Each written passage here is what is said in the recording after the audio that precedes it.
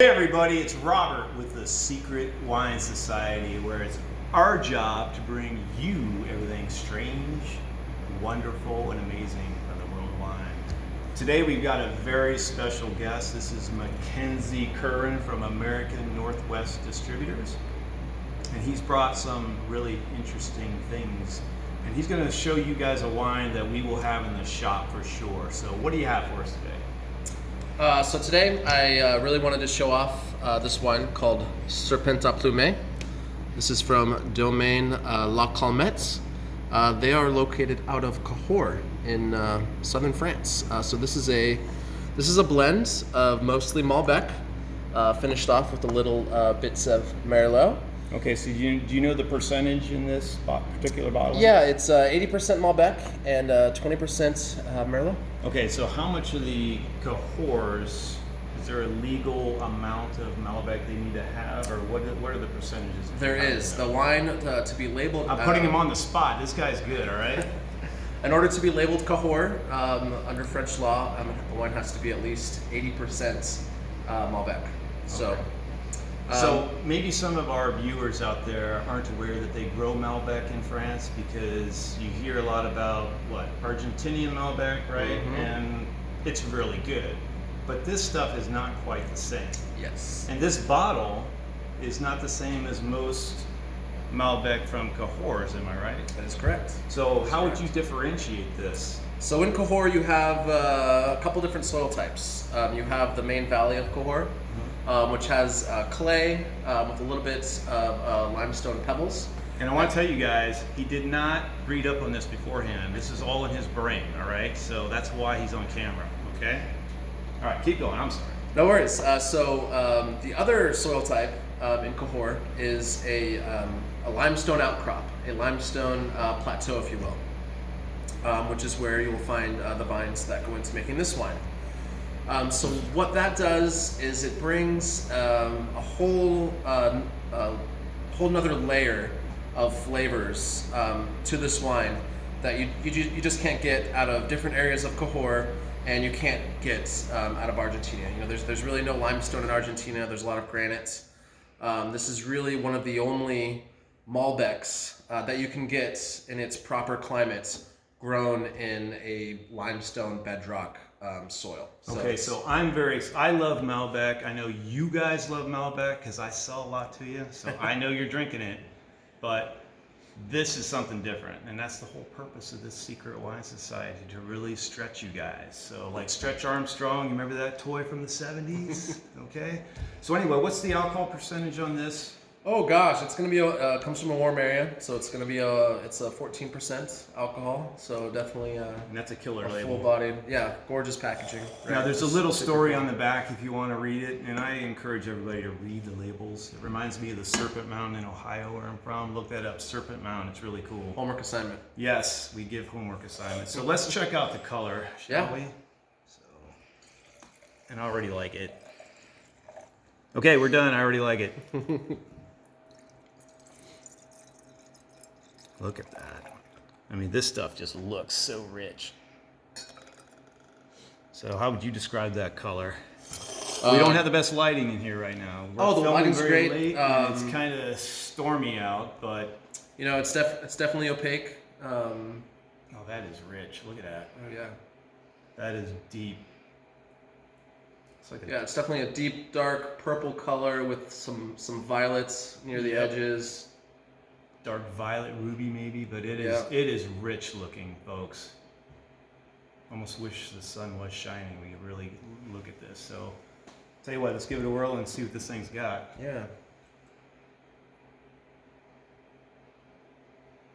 Okay, so I can tell you that as soon as you put your nose in there, you know this is very different. Okay, so you're saying that your idea of Malbec is here.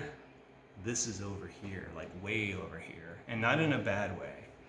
So what do you think of this nose? I mean, it's just... Yeah, I mean, you still get the classic, you get the dark fruit that you get from Malbec. You get a little bit of that graphite.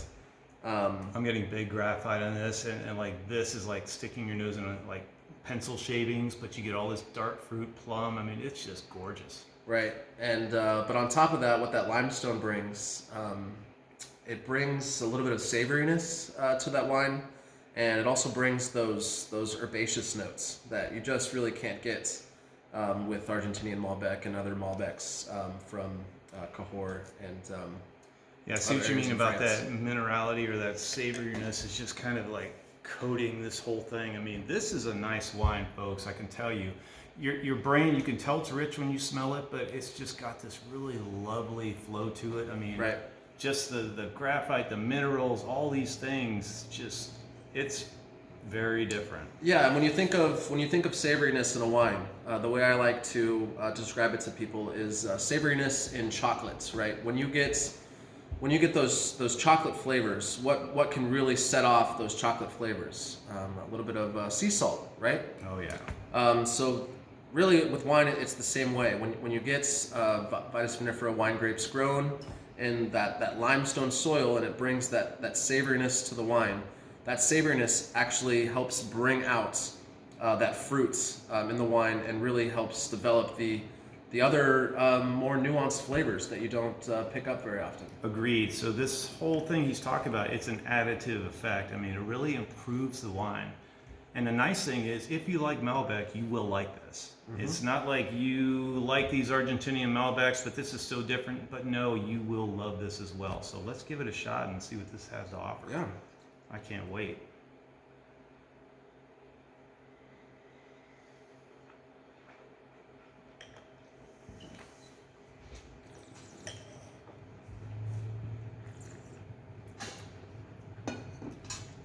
Man, it is very fruit forward.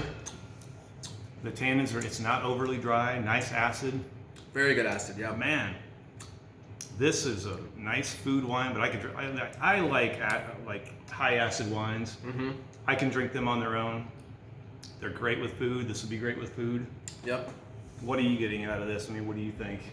Yeah, I mean, it just it reminds me of a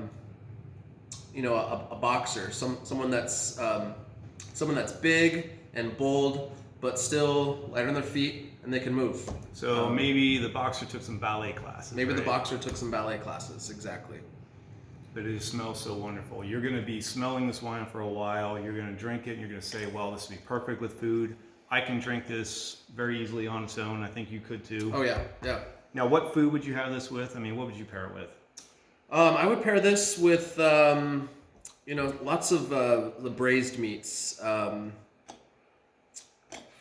Pot roast would be a really good choice. Pot roast. Mm-hmm. Hey, Costco's got a good pot roast. You don't have to do all the work, right? Just grab this bottle, go to Costco, you're good.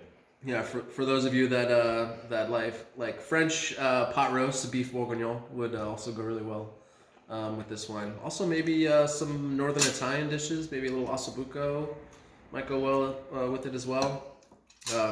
But it's a big wine, so it's going to need a big flavorful dish to. But tannin-wise, this is pretty soft on the palate.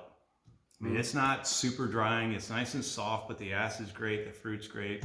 I mean, overall, I think this is stellar. So and the finish is long. Yeah, I'm still tasting it. Yep. Well, I'll tell you what, that's a great bottle. We will definitely have this in the shop.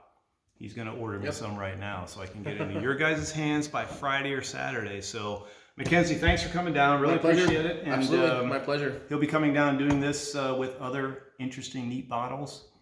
So anyway, if you guys like what we're doing, hit the like button down there, subscribe so you can figure out that we're getting these killer bottles like this in, and you'll know about it before everybody else because I might not get a lot of it.